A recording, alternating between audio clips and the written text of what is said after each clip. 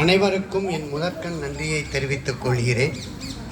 தலைவர் திரு ஏ சுந்தரம் அவர்களுக்கும், பொதுச் செயலாளர் திரு சீனிவாசன் அவர்களுக்கும் மற்றும் மெட்ரோ நலச்சங்க உறுப்பினர் அவர்களுக்கும் என் பணிவு கலந்த நன்றி கலந்த வணக்கத்தை தெரிவித்துக் கொள்கிறேன்.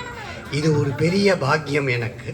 கொடியேற்றுவது என்பது பாரதி கண்ட முதல் கனவு. இது தாயின் மணிக்கொடி பாடீர், அதை தாழ்ந்து வணங்கி பணிந்திட வாடீர். ஓங்கி உயர்ந்தது ஒரு கம்பம், அதன் உச்சியில் மீது பட்டொளி வீசி பறக்கது பாடீர் என்றான். பாரதி கண்ட முதல் கனவு. பாரதி உயிருடன் இருந்த பொழுது அவன் சுதந்திரத்தை பெறவில்லை, நாடு சுதந்திரத்தை பெறவில்லை. அவன் கண்ட கனவு எவ்வாறு பலித்தது? மகாத்மா காந்தி, நேருஜி, ராஜாஜி, சர்தார் வல்லபாய் பட்டேல், பாரதியார் போன்றவர்கள் இந்த நாட்டு சுதந்திரத்திற்கு பாடுபட்டார்கள். அவர்களை யாராவது அழைத்தார்களா?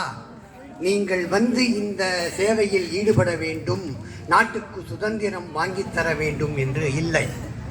அவர்களாக தாங்களே தங்கள் பொறுப்புணர்ந்து, நான் இந்த நாட்டுக்கு சுதந்திரம் வாங்க கடமைப்பட்டவன், நான் இதில் முயற்சி செய்ய வேண்டும், நாட்டுக்கு சுதந்திரம் முக்கியம் என்று தன்னை ஈடுபடுத்தி கொண்டார்கள்.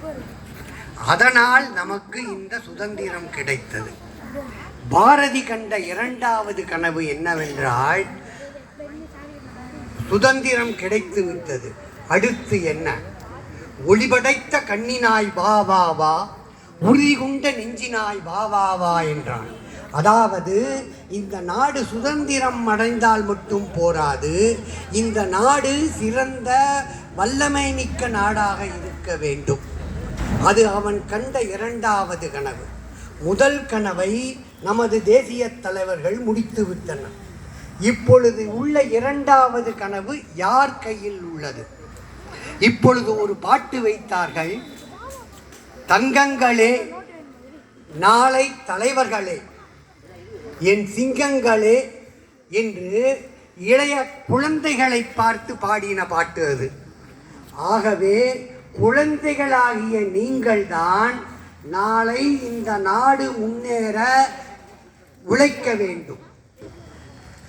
When you salute the duty, you need not salute anybody. But if you don't salute the duty, you have to salute everybody. That is, என்ன அர்த்தம் என்றால், நாம் நம் கடமையை ஒழுங்காக செய்தால் நாம் யாருக்கும் சலாம் செய்ய வேண்டியதில்லை. ஆனால் நாம் நம் கடமையை ஒழுங்காக செய்யவில்லை என்றால் எல்லாருக்குமே சலாம் அடிக்க வேண்டும். உதாரணமாக, நாம் கவர்மெண்ட் போட்ட ரூல் பிரகாரம் நம் ஹெல்மெட்டை மாட்டிக்கொண்டு ரோடில் போனால் போலீஸ்காரன் நமக்கு சல்யூட். இல்லைன்னா நம்ம அந்த டியூட்டியை ஒழுங்காக பண்ணாமல் நம்ம பைக்கு ஹெல்மெட்டு போடாமல் போனோம்னாக்க போலீஸ்காரனுக்கு நம்ம சல்யூட் அடிக்கணும். அதனால் குழந்தைகளாகிய நீங்கள் உங்களுடைய டியூட்டி என்ன அப்படின்னா படிக்கிறது. படிக்கிறதுல கான்சன்ட்ரேட் பண்ணுங்க. அதாவது பசுமை தாயகம் திரு சுந்தரம் சாருக்கு தெரியும், ஒரு செடி வளரணும்னா அதுக்கு தண்ணி விட்டு வளர்க்கணும். தண்ணி எந்த செடியை தண்ணி விட்டு வளர்க்குறோமோ அந்த செடி தான் வளரும். உண்மையான இது அதுதான். நம்ம மனசுக்குள்ள 2 செடி இருக்கு. ஒன்று நல்ல எண்ணம்ங்கிற ஒரு செடி, குழந்தைகளே உங்களுக்கு தான் சொல்கிறேன். ஒன்றுன்னு தீய எண்ணம்ங்கிற ஒரு செடி. நம்ம நல்ல எண்ணம் அப்படிங்கிற செடிக்கு தண்ணி விட்டு வளர்த்தா அந்த செடியானது நல்லா வளரும். நீங்கள் தீய எண்ணம்ங்கிற செடிக்கு தண்ணி விட்டு வளர்த்தீங்க வச்சுங்க, இந்த எண்ணங்கள் நல்ல எண்ணமாகட்டும் கெட்ட எண்ணமாகட்டும் எல்லாத்துக்கும் ஒரே விதமான சக்தி தான் நம்ம இருக்கணும். இப்போ கெட்ட எண்ணத்துக்கு குறைஞ்ச சக்தி, நல்ல எண்ணத்துக்கு அதிக சக்தின்னு கிடையாது. நல்ல எண்ணத்துக்கும் ஒரே சக்தி தான், எனர்ஜி தான் நம்ம செலவழிக்கணும். கெட்ட எண்ணத்துக்கும் நம்ம ஒரே எனர்ஜி தான் செலவழிக்கணும். அதனால் நம்ம நல்ல எண்ணத்தை, அந்த நல்ல எண்ணத்தை நம்ம நம்ம மனசுக்குள்ள வளர்த்தோம்னாக்க அது வளரும். நல்ல எண்ணம் என்ன? அம்மா அப்பா மேல பக்தி, தேச பக்தி, தெய்வ பக்தி, எல்லாரும் ஜாதி மத வேற்றுமை பார்க்காம இருக்கிறது. நம்ம இந்தியர்கள் அப்படிங்கிறப்போ ஒரு சொல்லி கட்டு சேர்ந்து இருந்திருந்தா அது உறுதி. அதே இது பிரிஞ்சு இருந்திருந்தது வச்சுங்க, நான் வேற இது நீ வேற இதுன்னு பிரிஞ்சு இருந்திருந்து வச்சுங்க, அது ஒற்றுமை இல்லை, அதை உடைச்சிடலாம்.